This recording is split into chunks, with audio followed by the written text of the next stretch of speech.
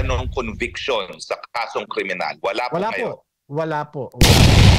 Wala po. Pero meron pa rin kayong mga hinaharap na mga kasong kriminal. Opo, at ito po yung mga sabi ko nga, ito yung sukli sa pagsasabi ng katotohanan. Mga ilang araw bumabalik pa yan at yung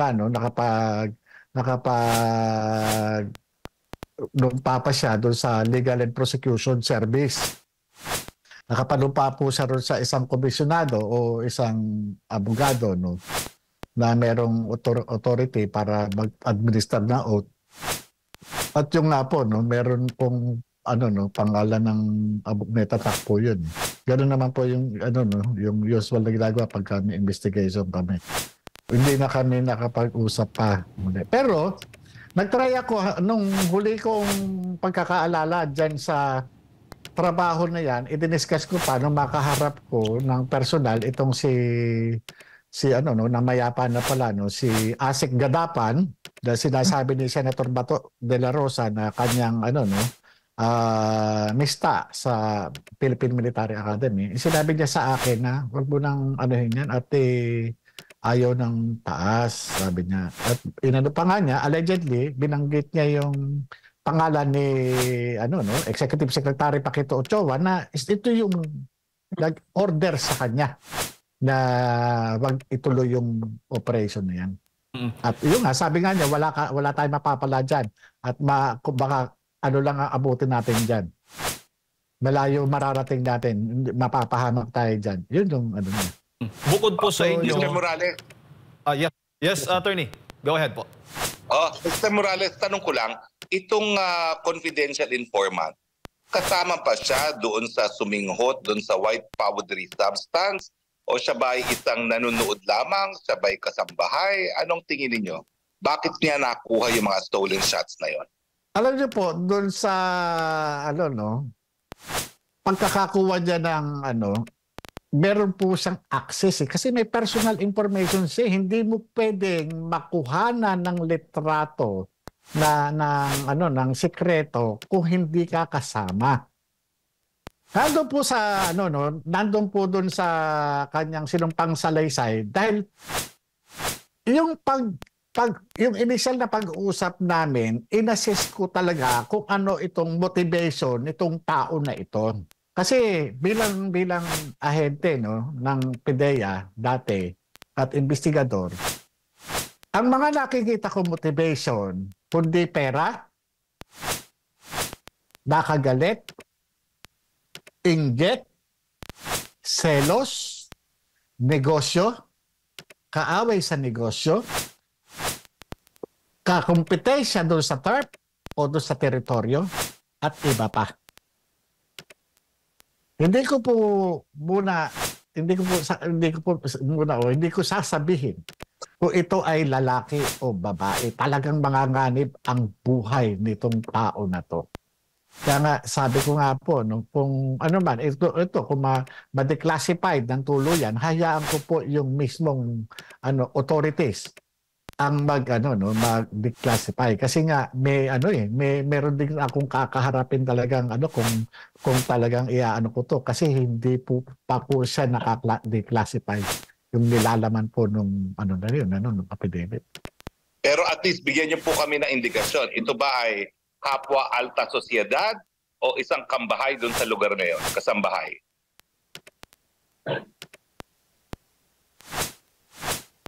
Mamamatay po yung tao. Pasensya na po talaga, attorney. Kasi sa ngayon po, kaya nga hindi ko alam. Hindi ko alam kung ano na nangyari, doon sa tao, no? Pero ito matatalito.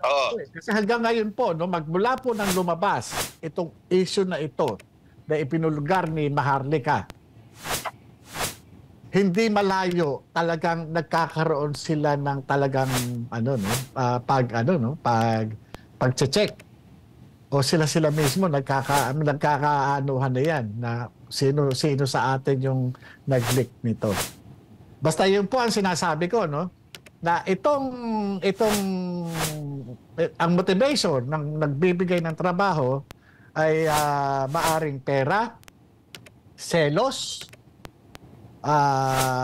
inggit, galit, kakompetensya, o ano pa man. Di ba? Yun lang po yung motivation doon sa Opo. ano yun. Ngayon, kung nakuhanan sila doon sa mga activities nila, sila na mag-isip.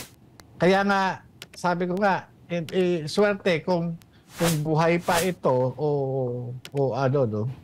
Kung ano man. Sir Jonathan, si Admar po ito ulit. Yes, sir.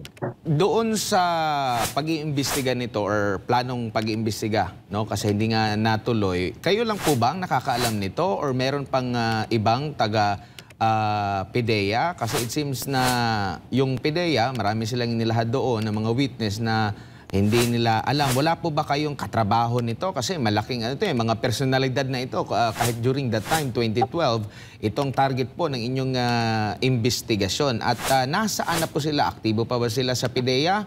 Or meron na bang ibang hindi na aktibo sa PIDEA na willing din ba na pumanig or igiit na tunay ang inyo pong sinasabi? Kapag gumagawa po ako ng ano, no, ng sinumpaang salaysay, yung pong mga tao na naandoon habang nag-iimbestiga ako, talagang sinasabihan ko, ikaw ang witness nito ilalagay ko pangalan mo. Diba? So, noong mga nakarang, ano, no, paggawa ko doon, lalo particular ito, nakalagay po yung pangalan ng saksi. Nakalagay po doon. Ngayon, doon sa ipinresinta ni Director General Lasso na mga dati kong kasamahan, sa akin naiintindihan ko po, naunawaan ko yung pinanggalingan nila, no, pinanggagalingan na kumbaga sa ano, talagang itatanggi at itatanggi. Yung boss ko na nga lang, nakita nyo na kung paano magkabuhol-buhol eh. Diba? Tinatanggi niya na nagkausap kami. Later on, yun, meron na siyang ano, no, sinabihan o na ano. Kasi ang inaano ko dito, sinabihan mo ko na itinay. Tapos sasabihin niya, parang may nasabihan nga ako na hindi ko lang matandaan. Ibig sabihin, yung sinasabi ko sa kanya, kaya nga tanong ko sa kanya, sasabihin na ba natin? Kasi ang inaano ko kay Director General Lasso, na bago itong hearing, merong nagkaroon ng pag-uusap. Merong mga nag-usap. Nag-usap yung mga dating magkakasama. Nag-usap yung dating magkatrabaho. Ano pinag-usapan? I-deny na lang yung dokumento para wala ng gulo. Opo. Sir Jonathan, bago lang si attorney ulit, siguro kung okay na yung kanyang linya. Ito bang dokumento na ito, nakikita mo na ito rin yung sinasabi ni dating Pangulong Rodrigo Duterte na nabanggit niya na meron siyang nakitang dokumento rin way back noong mayor pa po siya ng Davao City. Tingin mo ito lang yon o meron pang ibang mga dokumento rin na nagsasaad din dito sa alleged na paggamit ng illegal na droga ng ating Pangulo? Naniniwala po ako na mukhang kapareho o unless na yung nagsabi sa kanya gumawa ng gumawa ng report o special report. Pero kung mababalikan ninyo yung sinasabi ng dating Pangulo, bagamat Bisaya, pero yung pangalan ng Maricel Soriano, yung pangalan ng presidente at yung institusyon ng PIDEA na may i-re-raid, sa ano ko po, no? Ito po yung mga information na nakalagay doon sa folder. Ito po yun na naandun sa IIS. Ito po yun, hindi malayo, ito po yun. Kaya lang hindi ko naman po alam na ito yung report na naiwan doon sa IIS. Maari kung ito binrip siya, maaring ito ay binigyan siya ng isang special report o laman ng isang intelligence brief na ibinibigay ng mga alter ego ng mga heads of offices na nakakausap ng Pangulo. Opo, Sir Jonathan, ipinagbabawal po ba sa inyo bilang PIDEA agent, halimbawa nag-iimbestiga kayo, na mag-secure ng sariling kopya doon sa inyo pong dahil baka possible, dahil nga ginipit baka alisin lahat ng mga nakalap ninyo na mga ebidensya. Ipinagbabawal po ba na magkaroon kayo ng kopya nito? Opo. Hindi po pwede kung yung mga dokumento na yan, dapat doon lang. Kahit nga, no? Yung magkwento ka Yung magkwento ka na patungkol doon sa classified information, hindi ano yan Hindi, kumbaga sa ano, itong trabaho, no, sa akin, pag dyan para sa opisina, pag sa bahay, wala na. Pag umalis ka dyan sa opisina niya, andyan na yan. Kaya, ako man, gusto ko man matuloy yan, operation na yan, wala na ako doon, wala na akong karapatan para hawakan yan. At iyaan, talagang para doon sa mga susunod na ahente na nandyan, sila na magtuloy niyan. Opo, Attorney? Mr. Morales, Yes, yung sir. 2012, kung maalala nyo, senador ba ho no ng ating presidente or wala siyang posisyon sa gobyerno ng mga panahon na yun? Alam ko po politiko, kaya nga po, no? Kaya nga ang sinabi ko sa kanya, sa pagkakaalam mo, ano siya? Ang declaration po ng confidential informant noon, politician. Kaya politician. Kasi po, kahit alam ko pong senador siya, hindi naman po sinabi ng declarant na senador siya, yun lang po yung nagre-reflect dun sa tinitipa kong affidavit.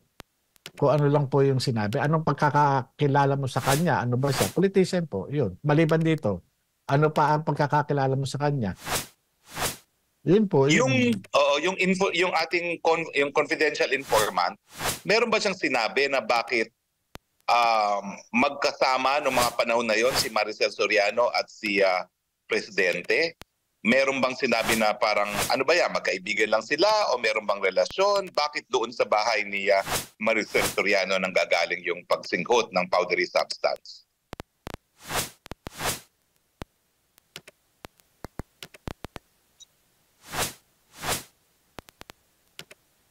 Meron ba ho? Other than magkakilala sila, meron bang sinabi na special reason kung bakit doon mismo sa pamamahay ng artista nangyayari? Parang wala ata. Hindi, basta ang lang, yung mga tao na kasi naka-focus lang po kami doon sa mga litrato Yung wala. Parang wala ako natanong po na gano'n. Na bakit sila, ba sila o Kaya, wala po ako natanong na Nangyari po itong insidente nito, panahon pa ni Presidente Pinoy, at alam namin na parang dyan ding mga panahon na yan na nagkaroon kayo ng kontrobersiya. Ano ba ho yung kontrobersiya ninyo dahilan kung bakit kayo ay natanggal sa PIDEA? Ganito po yun, Yung kontrobersya na yung una nagpumutok doon sa PIDEA po, Ito po yung meron kami natuklasan na isang grupo ng mga na malalaking drug trafficker na nag-ooperate sa Binondo. Ganon din sa ginagamit nila yung National Bilibid Prison na bilang kanilang mga yung distribution. Yung nandun yung kanilang mga nakakulong doon na mga high profile inmates, yun yung ginagamit nilang mga marketing officers. Ngayon, katulong ng Anti-Money Laundering Council, natuklasan po namin yung accumulated na sales ng sindikato ay umaabot sa 200 billion pesos. So, yun po, kami ng nagkaroon ng asset preservation order at ang inabot ng alam po ng press order ay 130.4 million. So, tinrabaho namin yung mga personalities sa likod niyang Binondo Drug Cartel at nagkaroon po kami ng pagkakataon na maaresto yung isa doon sa mga financier. Nahuli ko po yun doon sa NAIA, Terminal 3, matapos itong magkaroon ng warrant of arrest. At yung isa na bypass ko doon sa May Timog, ako po mismo yung post buyer. At yung isa ay nahuli ko mismo doon sa DOJ nung paatin siya ng preliminary investigation. So, patapos po nung mahuli namin yung pinaka isa sa mga financier, ang ginawa nitong sindikato kasabwat yung iba sa gobyerno at merong taga-media, pinailan kami ng 8 million extortion na ano. So, sumambulat po yun sa publiko. Nag-conduct ng investigation ng NBI at umatin naman po kami, sinabit naman namin ang sarili namin at dahil nga malakas yung pressure, ipinail ito ng DOJ sa ombudsman at yung sa sa court ng Quezon City. Na-exonerate naman po kami doon sa extortion na yun sa ombudsman, ganoon din po sa Quezon City na dismiss naman po yung kaso. Ngayon po, dumating po yung point na hindi na namin maintindihan yung liderato ng PIDEA, particular dito doon sa Deputy Director General. Ito po yun. So, talagang grabe yung disappointment ko doon at saka doon sa kasulukuyang Director General, si ano ba pangalan nito? Inalisan kami ng karapatan na manghuli. Nirelieve kami doon sa IIS, nilagay kami sa regional office ng NCR. Pwede kaming manghuli doon lang sa squatters area ng PIDEA sa likod. Yung squatters area doon sa likod ng PIDEA, doon lang po kami pwede manghuli. Biro nyo, apat kami opisyal, tapos may mga tao kami. Biro mo, sayang yung sweldo sweldo sa amin. Doon lang kami sa maliit na area, inuhuli namin laboratorio, drug trafficker, tapos pinahuhuli sa amin yung mga piso-piso. So, talagang sama talaga ng loob ko na. Ano ba talaga? Ano ba ang tama at mali? Kung ganyan lang pala din, ang natin dito, magpapautos kayo kahit wala namang kasalanan yung tao, tama na natin. Umpisahan na natin sa tulad natin. Sabi ko, total pare-pareho tayo alagad ng batas, itama na natin. So, ang ginawa ko, ginawa namin, 3 kaming ahente, nag-execute kami ng joint affidavit, nireklamo po namin yung aming opisyales na nag-uutos sa amin ng mga ng kung ano-anong irregularidad. Kumbaga yung mga inuutos sa amin na for compliance na accomplishment. So, pinail namin sa IAS yun, at ito namang IAS, sa halip na umaksyon, kami pa yung pin-down kasi masisira daw yung agency. Kita nyo, kapag yung sistema lalabanan mo at magsasabi ka ng totoo, ikaw yung kakadain. Dahil nga nakapag-execute na ako ng affidavit, pag upo ko sa korte, sinabi ko yung totoo. Dahil hindi ko na matiis yung taong nagdudusa na wala naman talagang kasalanan. Alagad ka ng batas eh.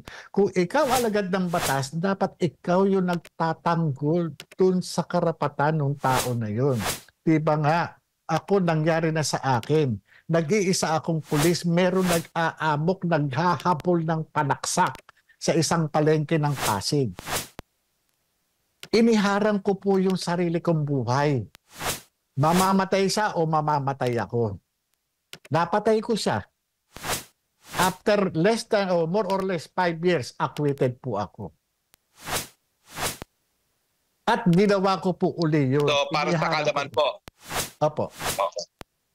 At so, yun para po, sa kaalaman po ng ating mga viewers, linawin po natin, wala po kayong kahit anong conviction sa kasong kriminal. Wala po. Wala po. Pero meron pa rin kayong mga hinaharap na mga kasong kriminal. Opo, at ito po yung mga sabi ko nga, ito yung sukli sa pagsasabi ng katotohanan. Mhm.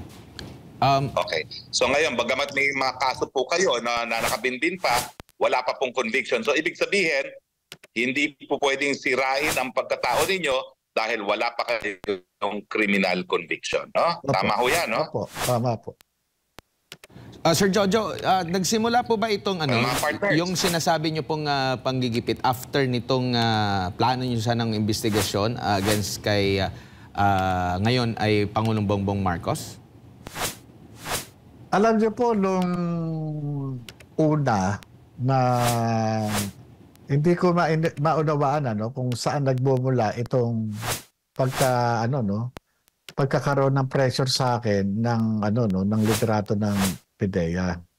Noon kay Asik Gadapan, tapos nung dumating naman itong pumalit na bagong Director General, itong Director Yusek Gutierrez, yung dati. Pumalit si General Kakdak. Inappoint siya ni bali ang nagrekomenda diyan ang sa pagkakaalam namin, ang nagrekomenda diyan is si Executive Secretary Paquito Ochoa. Nung umupo siya, talagang mainit ang dugo niya sa akin.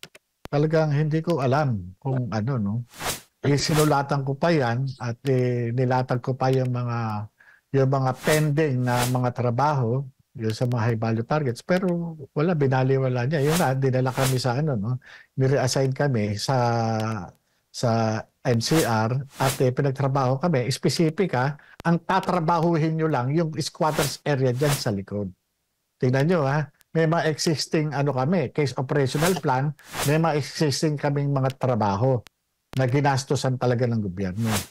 Magtataka talaga ako hanggang sa yung tungkol dun sa mga drug lord talagang hindi kami nagkaroon ng patas na pagtrato dito sa particular ako dun sa hanggang sa nare-realize ko na mukhang hindi kaya itong pagkaka-imbestiga ko dito sa cocaine na involving politician Bongbong Marcos, hindi kaya ito yung dahilan ng nangyayaring indulto sa buhay ko ngayon. Talagang ba't ganito? Imbes na talagang winawasak talaga yung pagkatao ko. Talagang pinalalabas nila sa publiko na hindi ako dapat pagkatiwalaan. Iniisip ko talaga yun hanggang ngayon Pati yung pagkakaso na yon, sino ba nagkaso sa akin? Yung na-acquit ako sa Quezon City RTC. Ito yung tao ang nagkaso sa akin dito, yung taong inappoint ni Executive Secretary Paquito Ochoa. Yung kaso doon sa sa Pampanga, sino nagkaso sa akin? Yun din yung tao inappoint na yung nirekomenda ni Executive Secretary Paquito Ochoa. Kaya sabi ko, hindi kaya konektado itong mga ito. Ngayon, 2013, pinatawag ako dahil nga talagang naging vocal ako sa publiko, lalo sa media, sa mga irregularities na nangyayari sa PIDEA. Pinatawag ako ni Attorney Serapio na police din si retired Police Director General Felizardo Serapio sa Law Enforcement Security Integration Office sa Mabini Hall sa Malacanang. Sinulatan ako as per instruction by Executive Secretary Paquito Ochoa.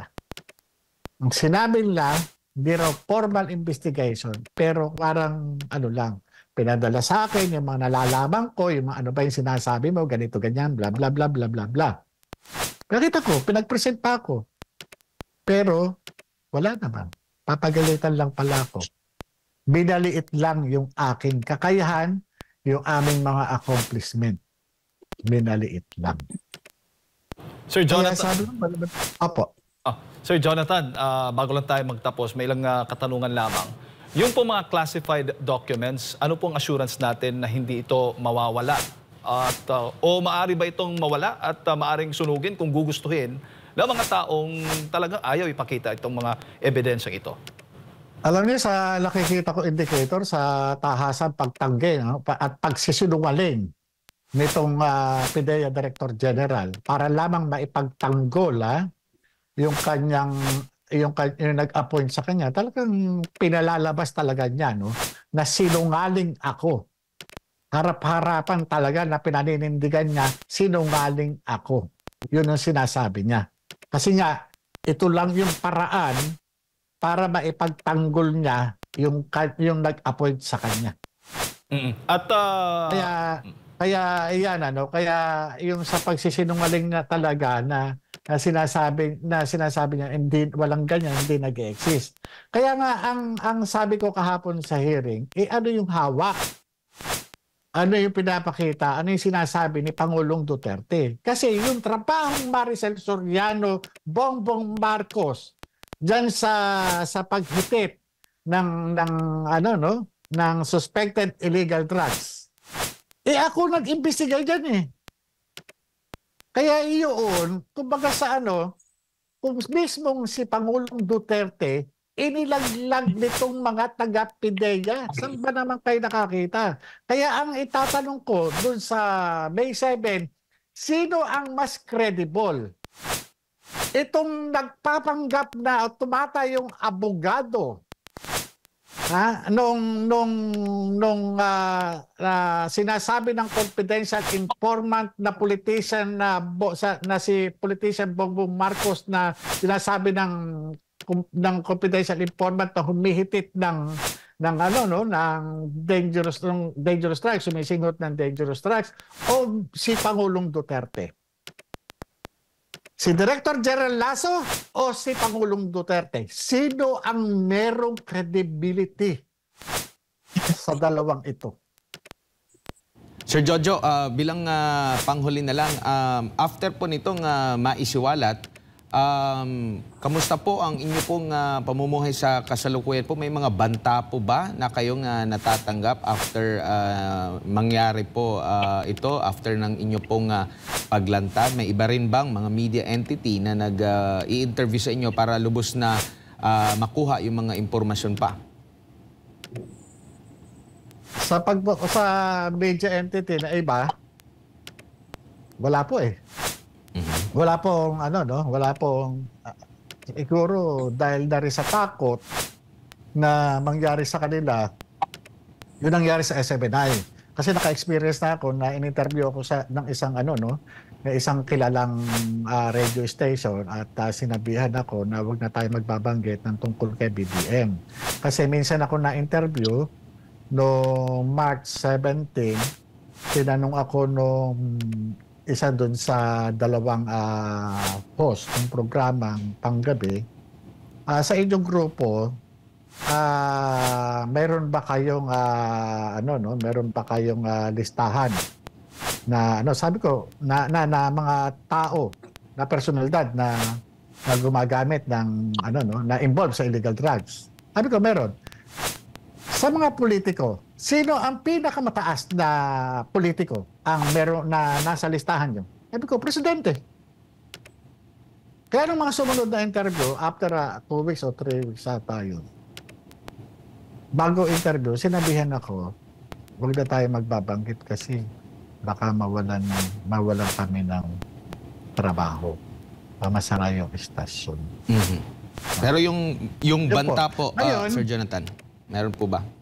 Ano nga po yung tanong yung banta po sa inyong buhay after nito? Yung banta po, sinabi ko po sa Senado kahapon na habang total... Sir Marato. Opo.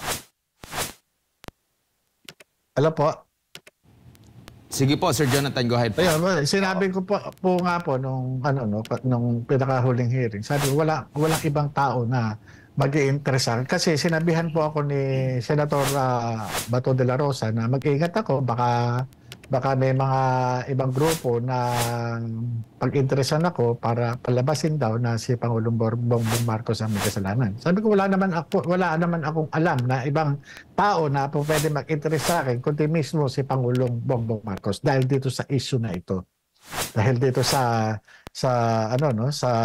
ginawa kong pag-iimbestiga at pagkuha ko ng statement sa confidential informant na itinuturo siyang sumisinghot ng cocaine kasama itong ibang personalidad kabilang si Maricel Soriano.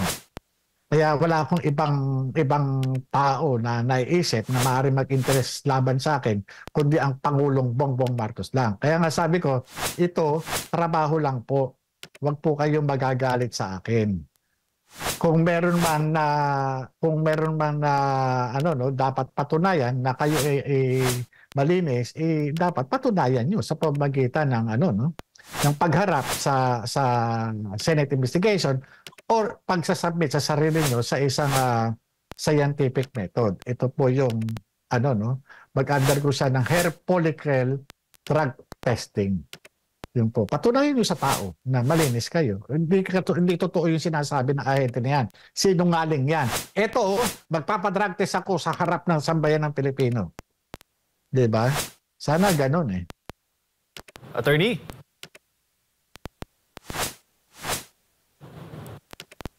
Ayan. Lako, no? Mr. Morales, personal niyo bang kakilala si Presidente Duterte at kayo ba ho ang nagbigay sa kanya ng dokumento na tungkol dito kay PBBM? Hindi ko po kilala, hindi po kami magkakilala ni Pangulong Duterte.